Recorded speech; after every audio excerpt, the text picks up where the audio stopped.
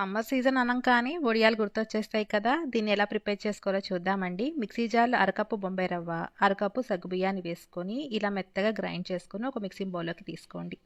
దాంట్లో 2:30 కప్పుల దాకా వాటర్ వేసుకొని ఈ మిశ్రమం అంతా కూడా మిక్స్ చేసుకొని పక్కన పెట్టుకోండి. స్టవ్ వెలిగించుకొని గిన్నెలో 6:30 గ్లాసుల దాకా వాటర్‌ని వేసుకోండి. ఒక కప్ మిశ్రమానికి దాదాపుగా 9 కప్పుల వాటర్ పడుతుందండి. దీన్నంతా కూడా బాగా మిక్స్ చేసేసుకుంటూ 10 నిమిషాల పాటు మీడియం ఫ్లేమ్‌లో కుక్ చేసుకోండి.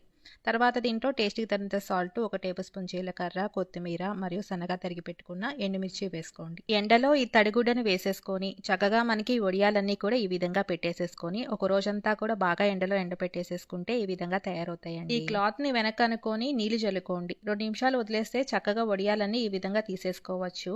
వీటిని ఎండలో పెట్టేసేసుకొని ఒక పూటంతా పక్కకు వదిలేసేయండి. తర్వాత మనకి ఈ విధంగా తయారవుతాయి. ఈ విధంగా నూనెలో వేసుకొని ఫ్రై చేసేసుకుంటే ఎంతో టేస్టీగా ఉండే క్రిస్పీగా ఉండే వడియాలు రెడీ.